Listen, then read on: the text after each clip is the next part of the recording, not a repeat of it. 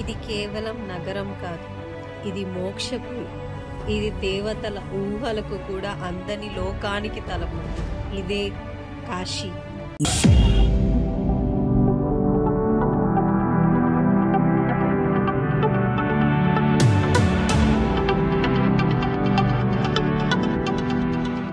కాశీలో ఇది మా డే 2. మేమైతే ఇక్కడే స్టే చేస్తున్నాం. కన్నప్ప స్వామి మఠం.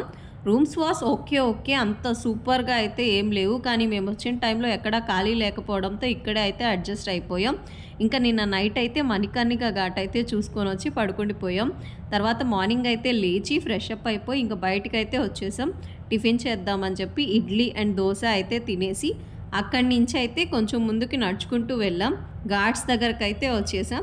ఘాట్స్ దగ్గరే కాసేపు అయితే టైం స్పెండ్ చేసాం. ఈరోజు కూడా మాకు ఎటువంటి ప్లాన్ లేదు, ఏమనిపిస్తే అది చేయాలి అని అయితే అనుకుంటూ ఉన్నాము. ఈరోజు మా సెకండ్ డే. 26th ఈవినింగ్ వచ్చాం, నిద్రపోయాం, కొన్ని ప్లేసెస్ ఎక్స్ప్లోర్ చేసాం. ఈరోజు 28th.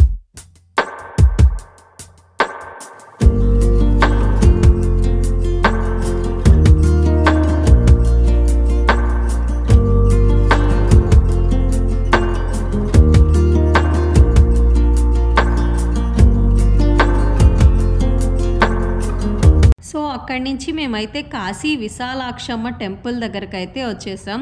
భయంకరంగా రష్ అయితే ఉంది. పెద్ద క్యూ లైన్ అయితే ఫామ్ అయి ఉంది, అరౌండ్ 2 kilometers క్యూ లైన్. ఈ కాశీ విశాలాక్షమ్మ టెంపుల్ అష్టాదశి శక్తిపీఠాల్లో ఒకటి. ఇక్కడ సతీదేవి కళ్ళు అలాగే చెవి పోగులు పడ్డాయని పురాణాల ప్రకారం చెబుతారు. ఈ టెంపుల్ లోపల మనకు అమ్మవారు 2 రూపాల్లో అయితే దర్శనమిస్తారు. మనం ఎదురుగ్గా వెళ్ళి చూడగానే కనిపించేది అర్చామూర్తి. అమ్మవారి వెనక వైపుకి అయితే వంగి చూడండి, మీకైతే స్వయంభూ మూర్తి అయితే కనిపిస్తారు. మా దర్శనం అయితే పూర్తయిపోయింది. లోపల వీడియోస్ అయితే అలో లేదు.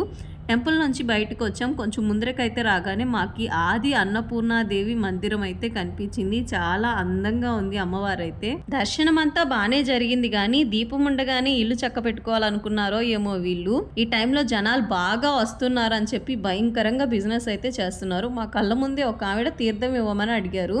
ఫస్ట్ డబ్బులు చేతిలో పెట్టండి, తర్వాత అయితే తీర్థం ఇస్తా అన్నారు. ఇస్తానయ్యా బాబు తీర్థం ఇవ్వని ఎంత రిక్వెస్ట్ చేసినా కూడా ఇవ్వట్లేదు.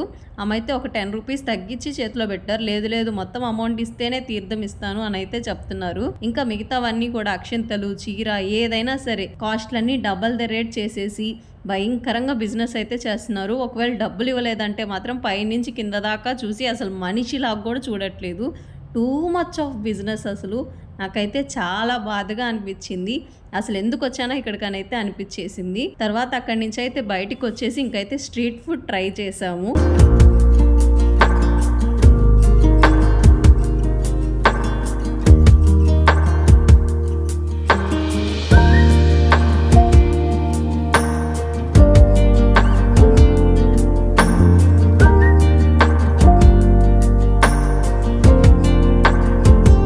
మాకు కాశీలో ఒక కప్పులు అయితే పరిచయం అయ్యారు. వాళ్ళతో కలిసి మేము మళ్ళీ మణికర్ణిక ఘాట్ దగ్గరకు అయితే వెళ్ళాము.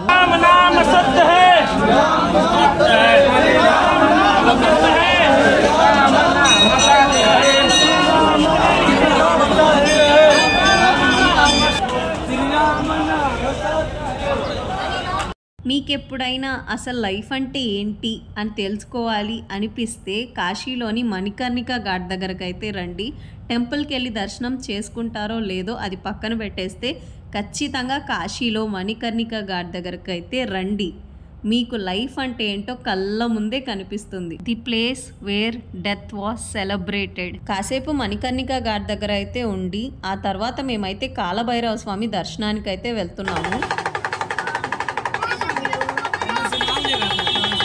కాశీలో ఒక నియమం ఉంది. అదేంటంటే కాశీ విశ్వనాథుడి దర్శనానికంటే ముందు మనమైతే కాలభైరవ స్వామి దర్శనం చేసుకోవాల్సి ఉంటుంది. ఎందుకంటే ఆ కాలభైరవుడు మనకు అనుమతిస్తేనే మనం కాశీలో అడుగు పెట్టగలం. కాబట్టి ఆ కాశీ విశ్వనాథుడి దర్శనానికి ఎంత మంది అయితే ఉన్నారో అంతమంది మాకు కాలభైరవుడి దగ్గర అయితే కనిపించారు. ఇప్పుడే కాలభైరవ స్వామి దర్శనం అయితే కంప్లీట్ చేసుకున్నాము. సో ఇంకా 2 kilometers ఉంది ఇక్కడ నుంచి గంగా హారతి చూడడానికి. లెట్స్ గో టు గంగా హారతి.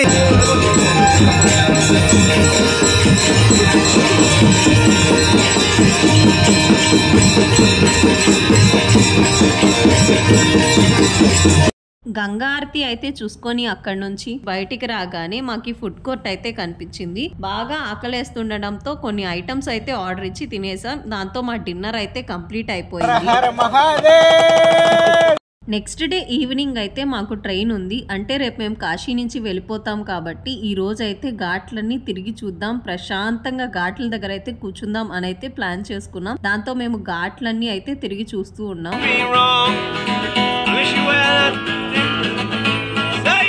మేము అరౌండ్ నైట్ 12 o'clock వరకు అన్ని ఘాట్లు అయితే తిరిగి చూస్తూ ఉన్నాం. మాకైతే చాలా డిఫరెంట్ ఎక్స్పీరియన్స్ అయితే కలిగింది. మీరు చూస్తున్నది హరిశ్చంద్ర ఘాట్.